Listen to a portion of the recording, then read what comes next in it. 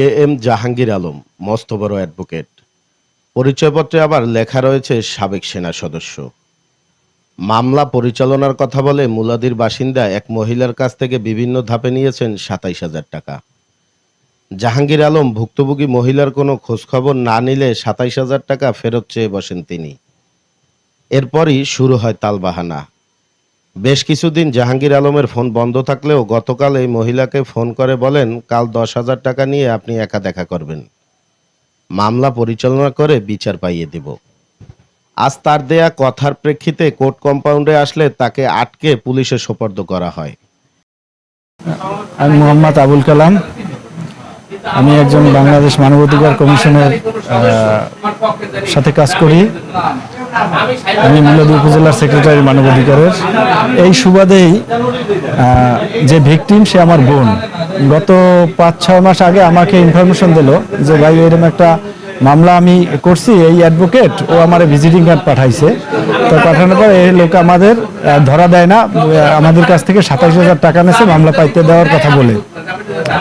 কিন্তু ওনার সাথে আমি যোগাযোগ করলাম, নাম্বার দেওয়ার পরে সে বিভিন্নভাবে সলসাতুরি করে ২-২.৫ মাস আমার ঘুরানোর পরে একদিন রেজিস্ট্রি অফিসে আমি পাইছি, ওইখানে তাকে আটকাইছি। তো ওখানে ফরচুন মিজান ভাই যে মালিক ফরচুনের, সে তার দোহাই দিয়ে আরও কিছু লোকজনের মাধ্যমে সে আতপায় ধরে ওইখান থেকে আমার কাছ থেকে গেছে। হ্যাঁ, বলছে যে টাকা ফেরত দিয়ে দেবে, কিন্তু সে টাকা ফেরত দেয় না। আজকে আবার আমার বোনের কাছে ফোন দিয়েছে যে মামলা চালু করতে হলে ১০,০০০ টাকা লাগবে, সে টাকা নিয়ে আসবে এবং আপনি একা আসবেন, এইভাবে করে আসা। তখন আমরা শক করলাম যে ওনাকে কিভাবে আটকানো যায়। এই পরে উনি আমার বোনকে দিয়ে ওরে আটকানোর ব্যবস্থা করে এইখানে নিয়ে আসছি। এ সময় জেলা আইনজীবী সমিতির সভাপতি গোলাম কবির বাদল কে এম জাহাঙ্গীর আলমকে ভুয়া বলে প্রমাণ করেন। বিষয়টা কি একটু বলবেন?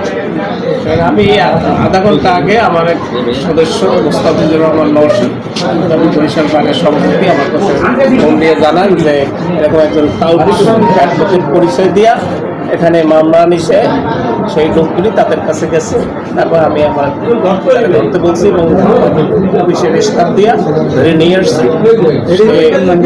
প্রথম বলছে আমি ঢাকা বারের সদস্য, যে আমি ৯ সালে ঢাকা বারে জয়েন করছি। তারপর একটা কার্ড দেখাইছি, সেই কার্ডটার সাথে আমার সন্দেহ হয়েছে। তারপর বলছে আমার অরিজিনাল কার্ড হারানো গেছে বলে আমি এটা প্রটেস্ট করছি।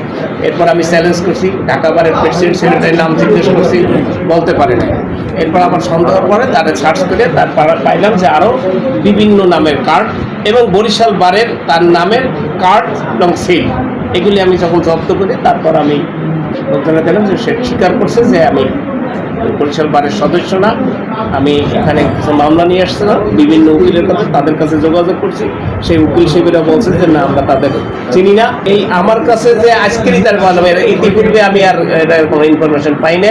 যেহেতু আমি একটা প্রতারক ধরার একটা উদ্যোগ গ্রহণ করছি, তখনই প্রথমেই তারা পাইছি।